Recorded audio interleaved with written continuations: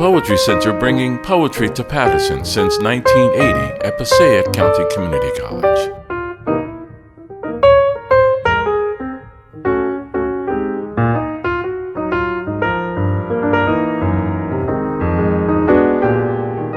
Anyway, I'm going to start with Nathan McClain, and I'll say that I heard Nathan read a year ago, I think, when we both read for a couplets reading series in New York, and I just was so impressed with his work. I immediately wrote to him and asked him if he would come and read for me. Nathan McClain is the author of 2 collections of poetry previously owned in 2022 and Scale in 2017, both from 4-Way Books, a recipient of fellowships from the Frost Place Swanee Writers Conference, Bread Loaf Writers Conference, and a graduate from the MFA program for writers at Warren Wilson.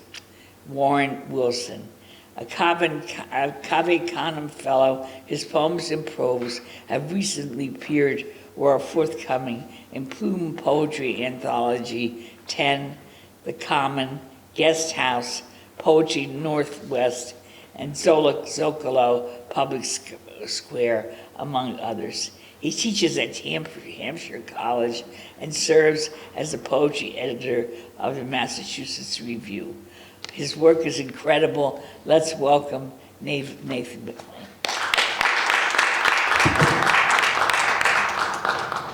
All right.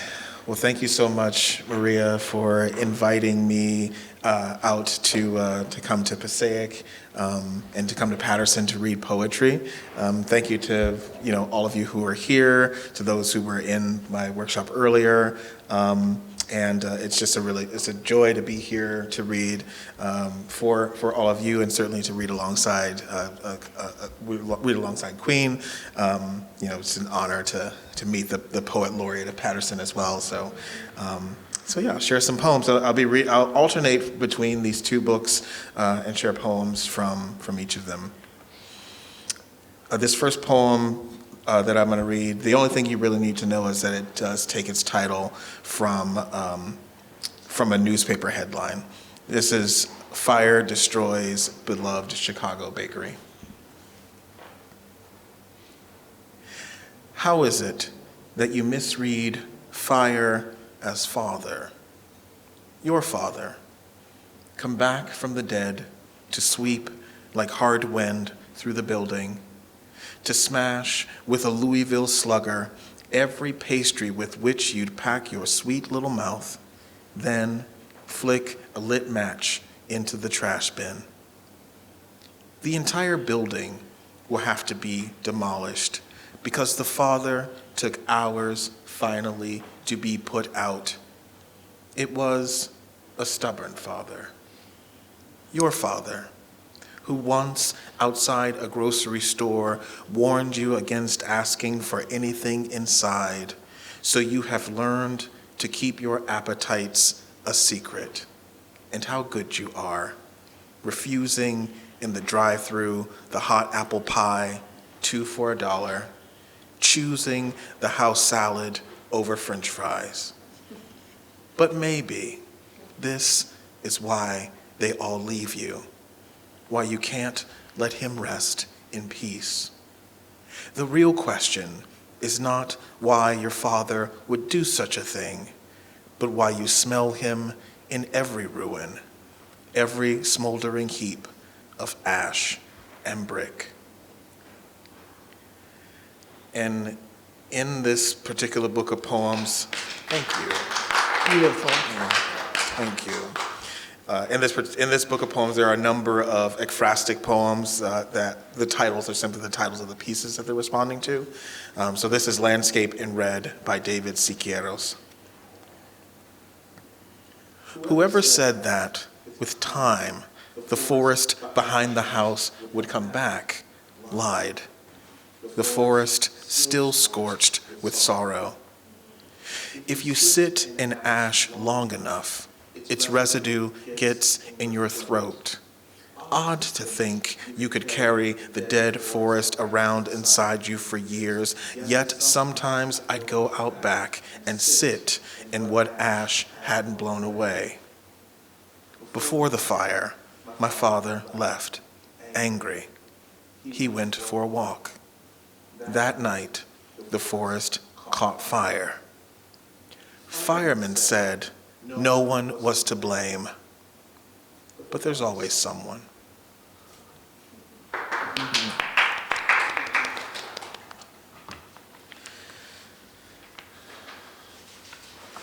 This is a longer poem entitled Where the View Was Clearer.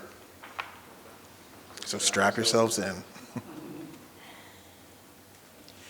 Had I not chosen to live there, among the oaks and birches, trees I'd only ever seen in poems until then, spruce, pine, among the jack in the pulpit, though I much preferred lady slipper, the tiger lily, milkweed, the chickadee and blue jay, even the pesky squirrel that toppled the feeder in the backyard. There were organic farm stands with fresh corn, and I had a job lined up with excellent dental, so I should have felt satisfied. In that way, I was taught God was satisfied. After, like any father, I would guess, he'd finished with all his work, because he saw everything was good, the world we were in and part of, so we could marvel and point to our heart's content, if we wanted, to the conifer, the pond with its still water, the frog leaping its splash right out of a book of haiku. My wife asked, "What are you thinking?" or "What's the matter?" But I was a stand of trees by then, impenetrable as the wood from which I imagined Bishop's moose first emerged, otherworldly, taking shape in my mind even now, though I've never actually seen a moose, only signs warning of moose, and no passing signs as we drove Route 9 to the trail. If it was indulgent to take it all in, what that flower was called, which was edible or toxic, which should never be touched, such useful information, the way one might take in breath, slowly, almost without effort, then I was indulgent. And why not be? Nothing seemed to threaten to kill me here. No careless hunter, no bear, just us, the trees, and contentment, unfamiliar as it all felt, having come of age in a part of the country where the sun didn't so much glint as glared, and there seemed to be no shelter from it. This was the 80s, in Joshua Tree, Tom and Jerry on the TV, mountains everywhere else. From that house, I could still point out the rock face I slid down once because my stepfather shouted my name from its base. I was dead. He was going to kill me. I had lost track of time and lost my brother, or left him behind on a boulder to watch our gallon jug of water, our bag of green apples, because he wouldn't climb any farther, even so close to the peak, maybe didn't want to see what was just below, in the valley, or beyond the ridge where the view was clearer and farther. But I had to see if it matched what I imagined, and had no time to spare, not with my stepfather's voice below. He was going to kill me, if the rattlesnake hadn't, or my scraped elbow, my shredded knee. And we walked back in silence, he and I, like Abraham and Isaac must have, after leaving what had to be left on the mountain, after Isaac saw what his father was capable of, the price of obedience, which I paid that day while my brother watched E.T. and would not look at me. "Ouch," the alien said, its finger pulsing like the lightning bugs here on the trail as evening begins. How even to describe it, which seems my duty alone. My wife and I walked, and I was silent as a distant mountain where something important might have been lost. "Do you like it out here?" she asked. The steep ascent, bony trees we used like trekking poles, the skittish deer or chipmunk bounding off the poisoned oak. She hoped I liked it, and I think I did. I wanted to, though I might have left that boy on the mountain, caught in a thicket long ago. "You should have seen it up there," I told her. From the peak, looking down into the grassy valley, unexpected after so much sand and cactus needle, I watched for what seemed an eternity. It was like some new holy land, some long promise, clouds parting, low rumble of thunder, then light, a voice, however garbled, finally fulfilled. "I wish you could have seen it," I said. "You'd have hardly believed. A family of rams, I swear, in the valley, in the desert, unbothered and unchanging, and still there, I bet, grazing, eating their fill."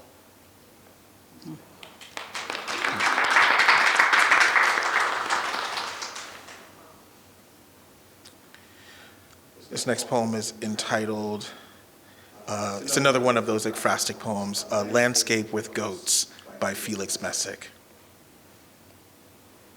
1. It was a time of famine.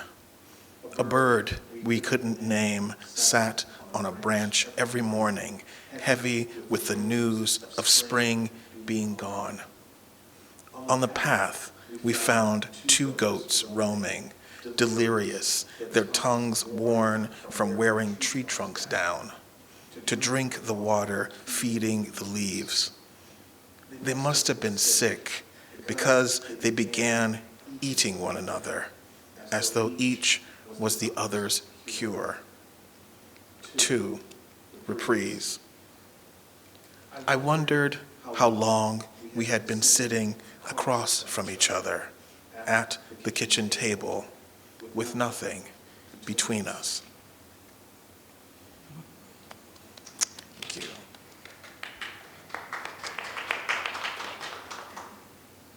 Obad with a multitude of birds.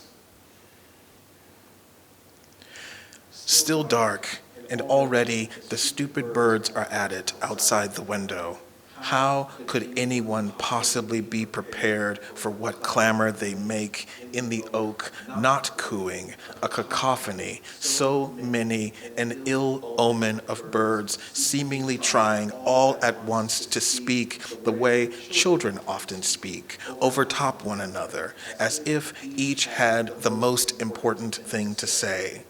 But what could be more important than this, you'd ask, than our small sleep, this hour we've lost just before the awful light slips like a thief through the window, and maybe this noise is really an alarm, a red bell in each bird's throat, announcing that something is coming, something terrible is coming, and there's no stopping it.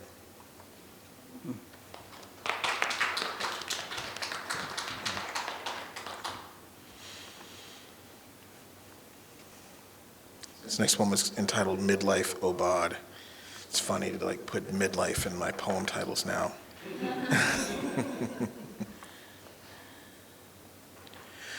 There's a certain comfort in knowing a bridge has stood almost forever. There, long before the dawn's first foghorn blast, like one beast lowing to another. And before each ship I could describe now with painstaking precision that will glide slowly underneath. Steel, suspension wire, something in my life should compare to these. Once there was a bridge whose name I never learned, under which a small stream shimmered, the way a pond sometimes shimmers, for a moment when a child flips a coin into it. Tiny fish swam there, but the water was like smoke. I thought nothing should have to live like this.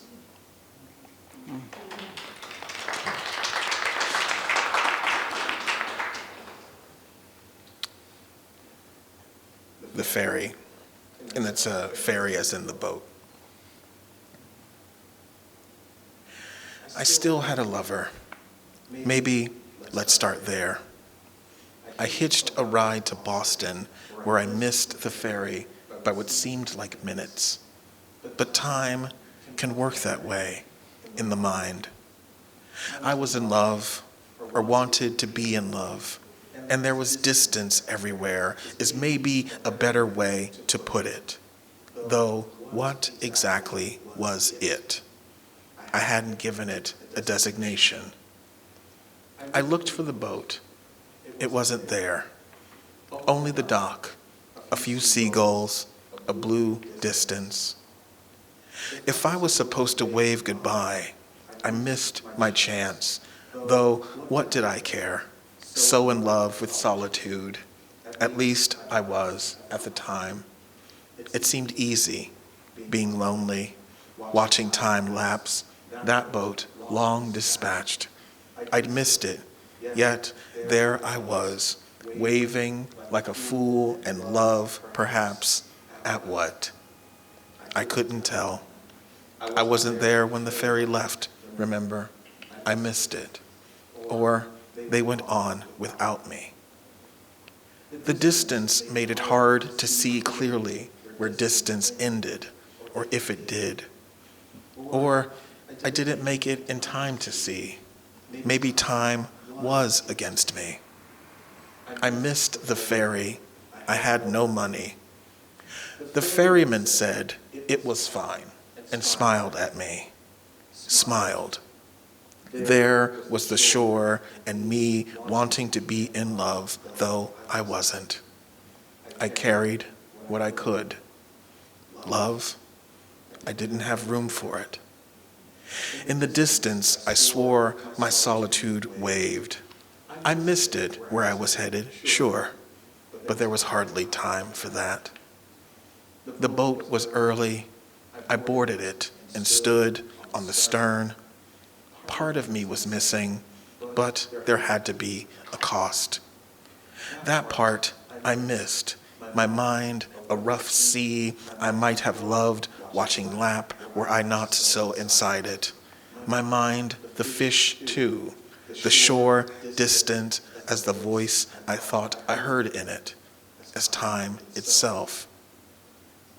The ferry was late. I was there, hoping I missed it.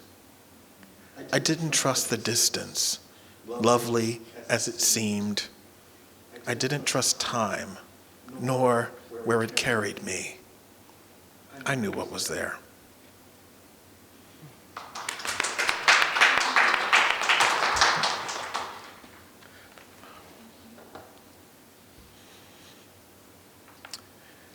Obad ending with a pacemaker.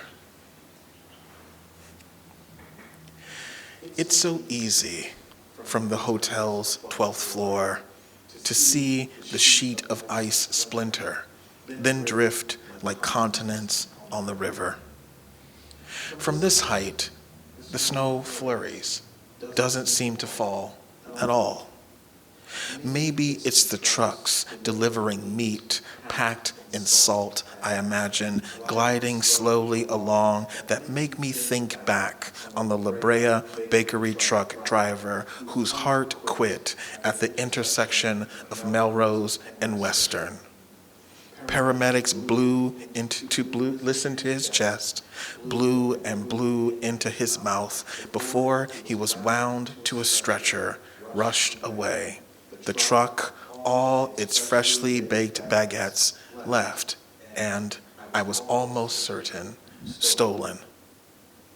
Who knows if anything can really be saved. Not you or me. Not the heart, unreliable little engine it is. It shouldn't be a surprise when I say the La Brea bakery truck driver that I'm thinking of you.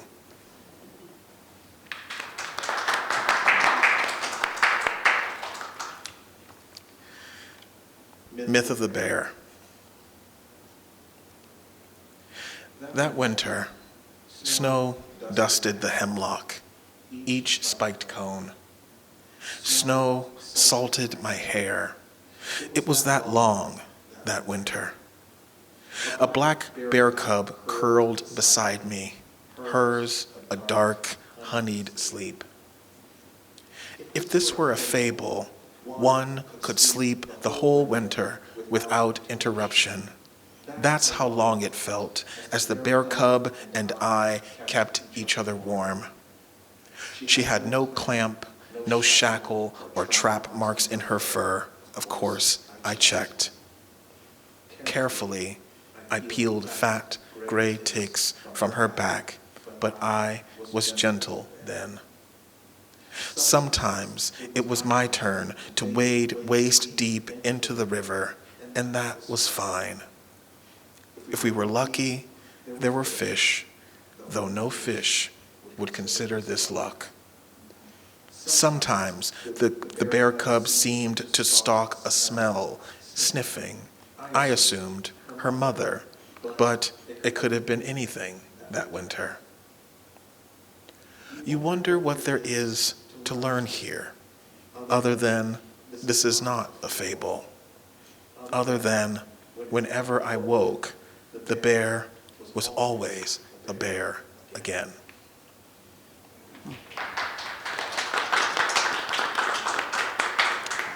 Just two more poems for you this afternoon.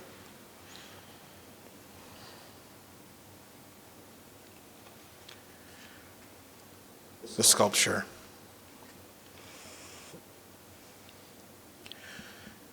Because there was a black girl there, they said, in the garden, by the river, and I looked. Because follow the geese, they said, their broken formation. They said, follow the river. And there she was, made to sit pulled to herself, her forearms crossed, because she laid her head against them, as if she were asleep. Honey, are you asleep? Because she was silent on a stone slab, or her silence was that of a black girl who had swallowed a large stone. Because I had no blanket, and snow clumped on her shoulders. Because someone left her like that. Where did he go? Because she might have looked up, because I looked. By the river, it kept whispering, hush, and the stone was quiet, and the black girl so quiet. Because I was going out of the garden with the loud geese, you have to tell her, they said, because the frozen sheet of river also splits. Because the black girl was still mine, I called her night. They said, was she made to sit like this? Or, if you could give sadness a shape. Or, until it hardens, you have to leave it alone. Because they nodded yes, and the black girl was quiet. She laid her head against them, because wasn't she a sweet black girl? She did everything she was told.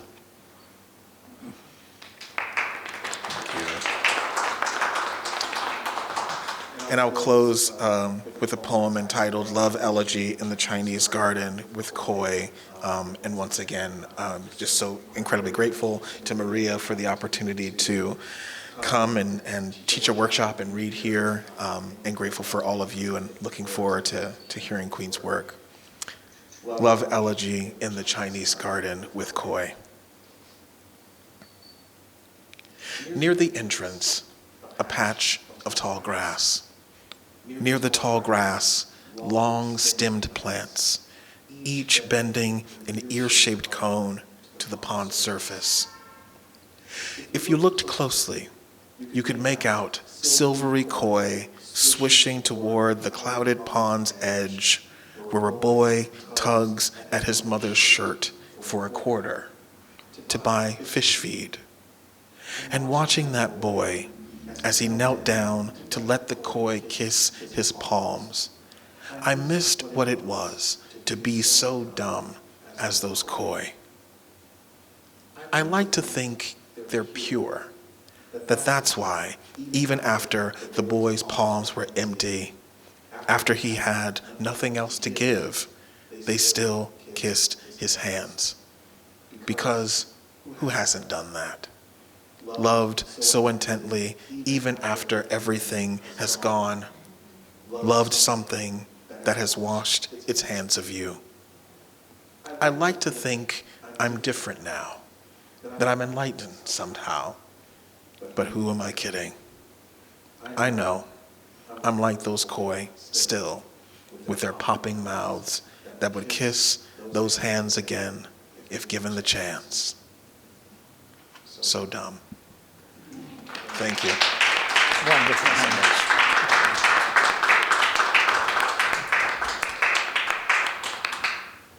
And next is my pleasure to introduce Talena Lachelle Queen, otherwise known as Queen, shortened for Queen. In addition to being poet laureate of Paterson, New Jersey since 2018, she is the founder and executive director of the Paterson Poetry Festival, now in its 5th year. She's also founder and president of WordSeed Incorporated, a team of literary artists who organize community outreach programs. Her publications include a forthcoming poetry collection, How Do I Tell Them, From Poets Wear Prada, Soup Can Magazine, Lit Fuse Anthology, and When Women Speak, another anthology. A sought-after artist, Queen has performed in many places, including the Jersey Governor's Mansion, Hoboken Historical Museum. I don't know what this is abbreviation for. NYCMT presents Hip Hop Cipher. In any case, we're really lucky to have Queen with us today, and let's give her a round of applause.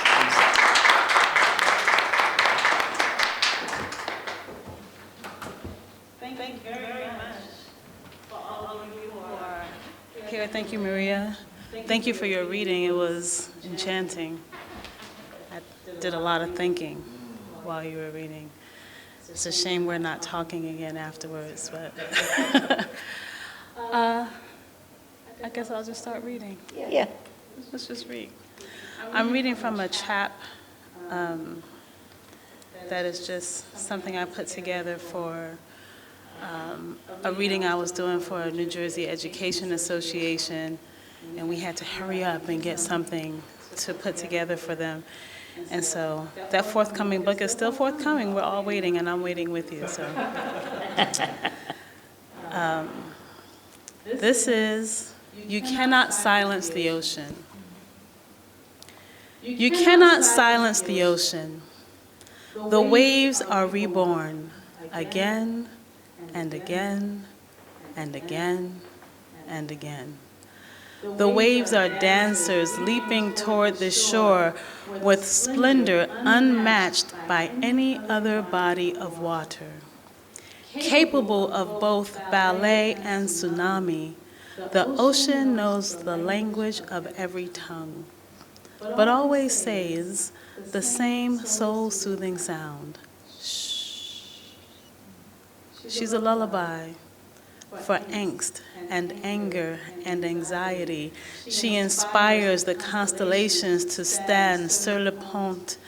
Every ocean lover knows that the ocean, in all of her vastness and width and depth, can never be totally understood, knows that she is both capable of crushing the multitude and being a dwelling place for those who need her. The ocean is created for a divine purpose, a purpose with the diversity of a repertoire, one that shifts with the phases of the moon, is obedient and on course toward her destiny. Poetry is the ocean.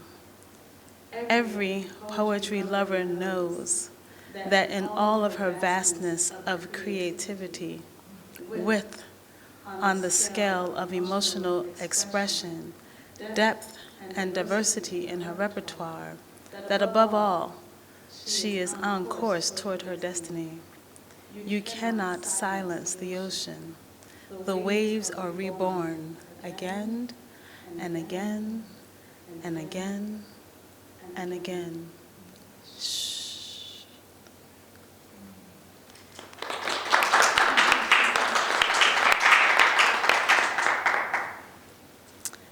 I'm just flipping randomly here.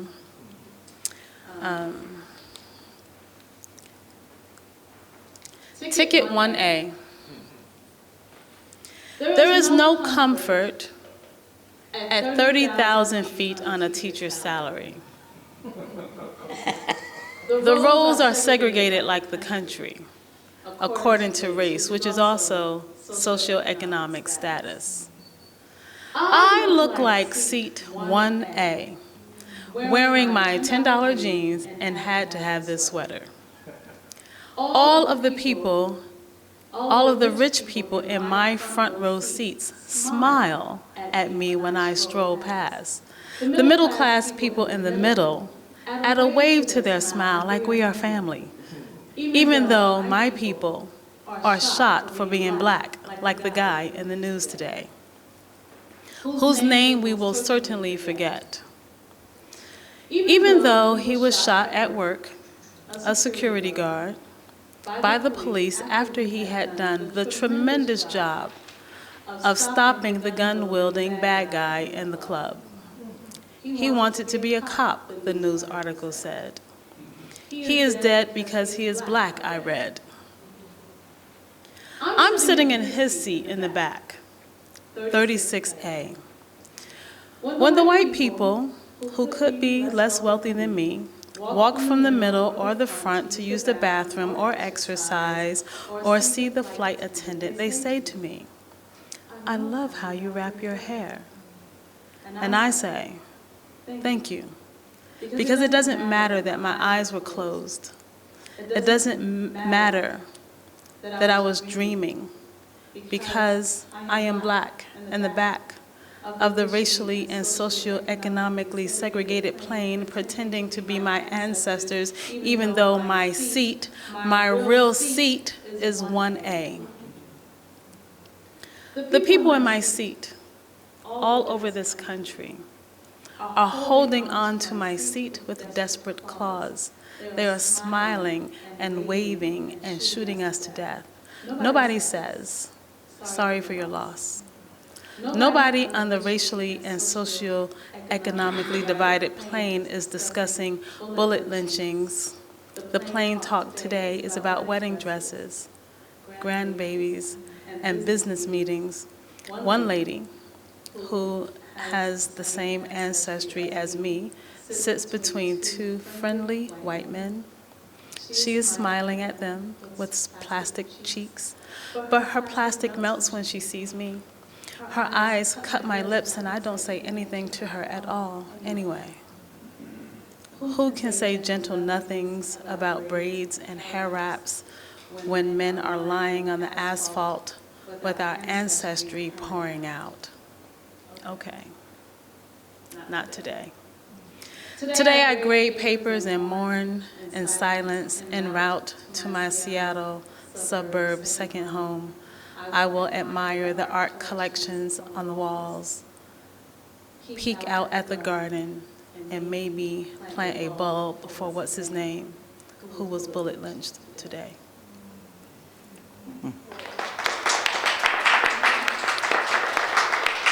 I usually, during readings, don't talk about the poetry, and I appreciate that about your reading today, actually. But that poem, I think, has to have more words. So that's a true story if you know it, about a man who, I feel tearful right now. I wasn't expecting that. It's a true story about a man who was a security guard, and his wife was pregnant, and he was shot that day. And I was on the plane, actually, on my way to a margin shift in Seattle. I still had a house there at the time, so I was bi-coastal. And I was going to do margin shift, which you only can get invited one time in your career, so I felt so good. But that day, the man was shot. So on the plane to the reading, that's what came out. And if you have T-Mobile, this is not a commercial for them. You can get your internet on the flight. You do some Go-Go for free. So I posted it, and by the time I landed, the folks who were at the reading had read it and asked to hear it. And a man said to me that he and his wife, and he did not share the same ancestry, nor did his wife, but he said he and his wife were feeling so sad about that story because they were thinking about their baby that was coming. And so the story about the things that are happening in our country that are racially motivated really affects everybody, no matter what their race is. And so I just needed to share that about that poem. It was an emotional day. I didn't know him, but okay. Oh, baby. You make me feel like poetry. You got me wanting to do things with my lips and my tongue. You got me alliterating and stuttering S sounds just for fun. You got me wanting to keep more than my mind open. You make me the moon with the touch of sun. Oh, baby. You make me feel like, you make me feel like poetry. Tonight, let's pretend that I'm the crescent and you the creator, giving me 120 lessons, nothing less, nothing greater. Let's make stars with stars upon thars. Let's write the lines between the lines. I'll find your lines and show you where to find mine.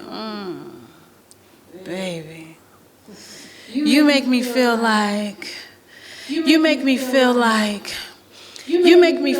poetry. I don't want to be next to you. I want to connect with you. I want to wiggle, rhyme, and wrestle with you. I want to be as essential as water to you. I want to make vowel sounds confused for music with you, like, oh,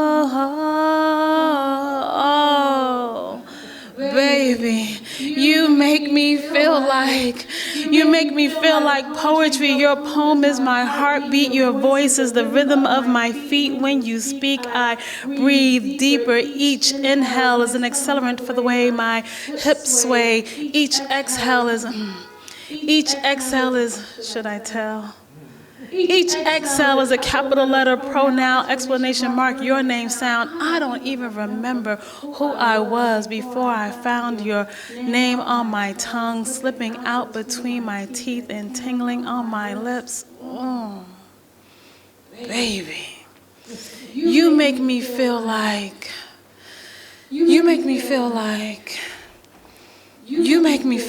poetry. You got me comparing all the stars to all the grains of sand and still feeling like I matter more than that smiling girl in the portrait, that I am worth more than Pharaoh's fortune, like my smile has more might than Alexander's army, like my body was formed from clay and your breath brought me to life. You make me feel like I am the reason that Shaka the Zulu shortened the rod on his spear, like I am the pattern of the cheetah's print, black and brown and beautiful, like I am supposed to be here. But baby, I would die for a chance to live with you. You make me feel like, you make me feel like poetry. Thank you.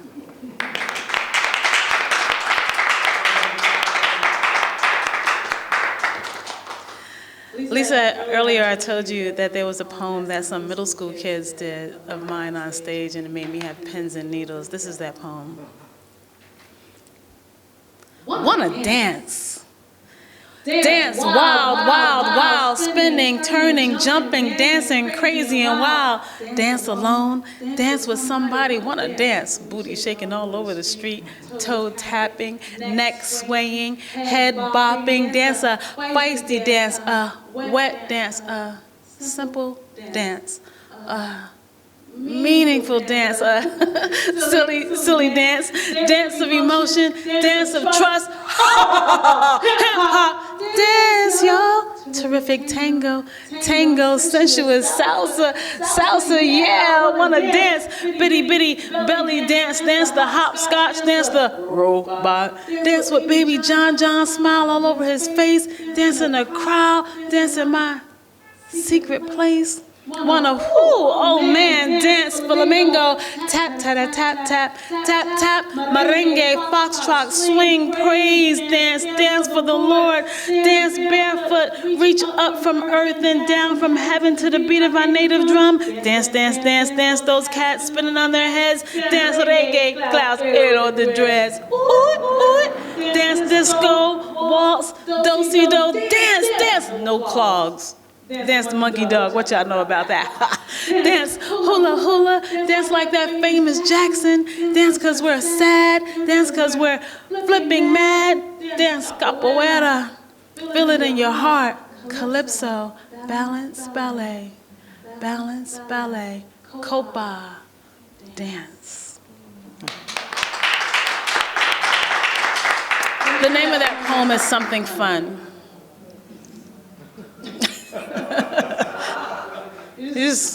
Sometimes you just gotta have some fun.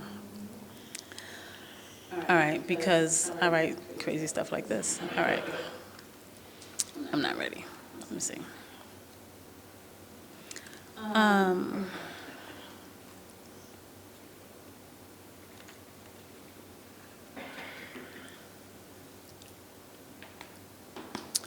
This is called Cigarettes and Bullets. You take our men and leave us with cut sweet blooms and blossoms. They are fragrant and gentle on the eyes, delicate yellows, pure whites, and hues of red, but they cannot replace our dead. These flowers are useless. They don't last long enough. They don't laugh or hug, they don't smile for pictures, and don't make good company at dinner. Our men know what to do with flowers. Just the right one on the blazer lapel, well. A picked flower in a boy's hand for his mama. That will do the trick every time. And I apologize, bouquet. These are appropriate uses for a flower. Flowers can't hold babies or carry groceries. Flowers don't dream. Flowers don't love anybody. Flowers don't have any feelings at all. Not a single flower ever raised a family. Nope. Who are you to take God's gift away? It's not okay to replace a father, a nephew, a brother, an uncle, a grandfather, a cousin, a friend with a seedless bloom. It's not. So now, we have our memories, these funeral programs, and a whole room full of flowers.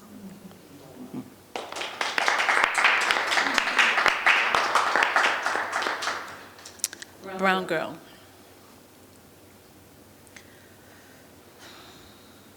Brown girl, you don't have to cry no more. No. Today, the eyes looking at you will judge you for the color of your heart, no matter the color of the eyes. Your grandmother and her grandmother knew nothing of the skin-free joys of your life. Every single walking step for them tested their spirit. They prayed that the precious Lord would take their hand, lead them on, help them stand. They were tired, yes. They were weak sometimes, true, but they persevered, brown girl, for you, yes. You're still a babe now, not far removed from the suckle of your mother, but light years from the mulatto, nappy-colored, second-class citizen labels of your foremothers. Now you are a girl, simply. Free to play, to dream, to sing, to inspire, to be whomever you decide. Brown girl, you don't have to cry no more. No. You leave your eyes clear to see the way through the fights of your generation. We have left much work for you to do. Leave your mind clear to find the ways that we did not know needed changing.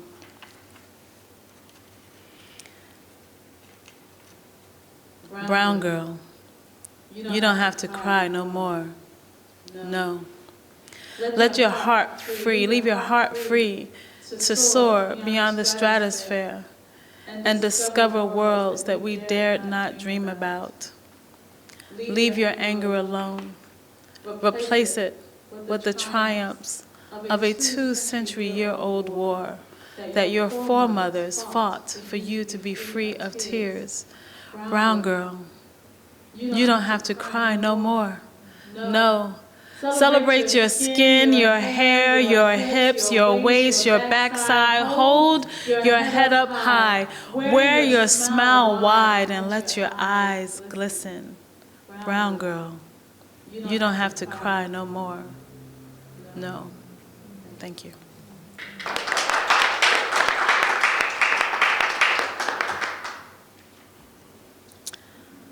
I am not a singer,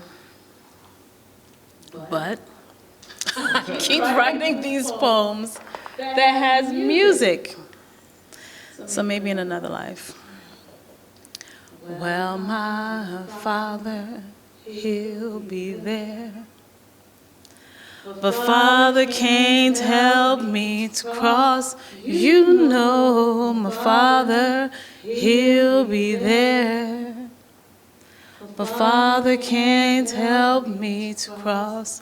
You know I got one more river to cross. Wide was the river we crossed from slavery.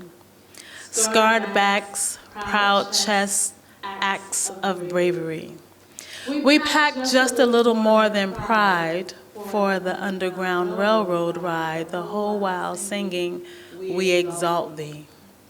Only faith could have helped us cross the cold waters when we knew the sure punishment was slaughter.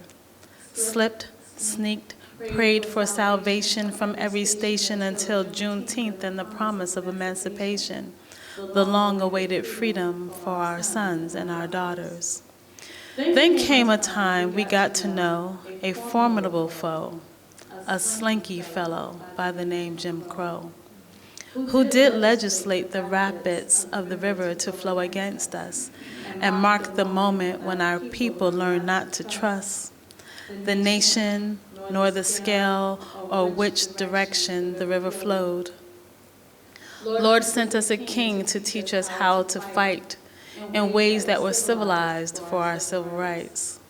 We learned to sit, walk, and march with compassion against those who held a stake in the profit of oppression, held on to their power and privilege with all their might.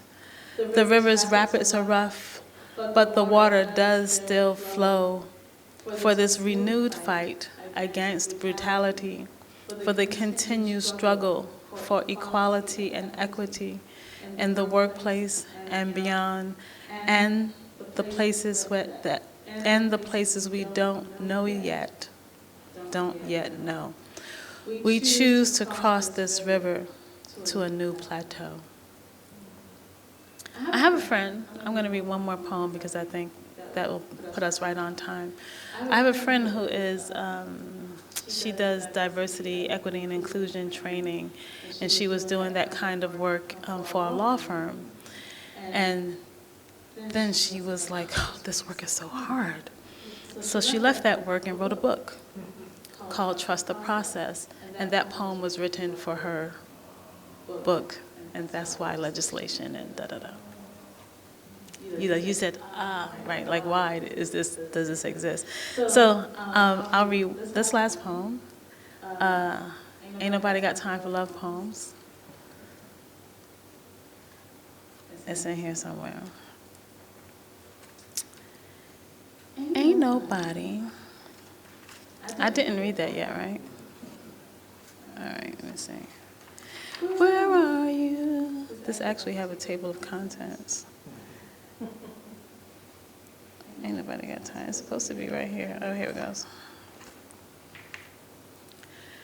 Ain't nobody got no time for no love poems. Y'all are laughing already. All right, let's just do it. Ain't nobody thinking about no love poems. Don't nobody care about no love when we got the blues and we got bills and we got blues songs about the bills. Don't nobody care about your doggone lips, or how them lips be coated in amnesia, or how when they touch me anywhere, like I said, ain't nobody got no time for no love poems. And even if we did have time for love poems, ain't we heard everything there is to hear about it? Love and lust, and what love and lust wants us to do. Like I said, ain't nobody got no time for no love poems. We got to get ready for war with these damn poems. Arm our children with these poems.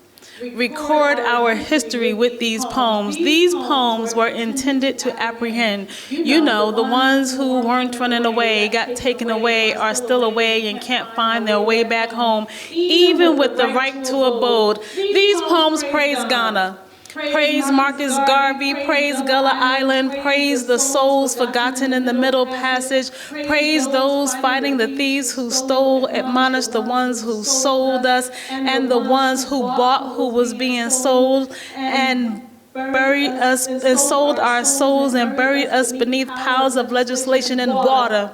So much water. These are protest poems. Ain't nobody got no time for no damn love poems. We got to make these words ammunition.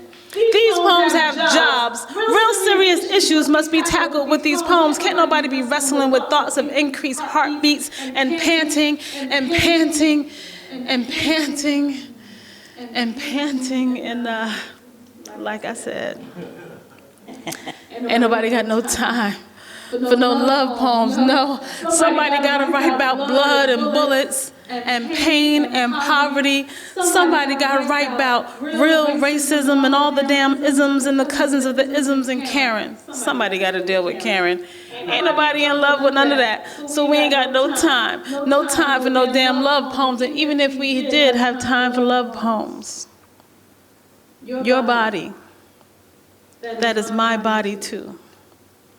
And our tired souls, which are tired souls and old souls too, would blend with soul and mind. And we make the kind of love that be producing love children who we be trying to protect and teach and write poems to and for and about, like this one that wasn't trying to be no damn love poem. But man, ain't it love that make us write these damn poems. Thank you so much. Thank you so much.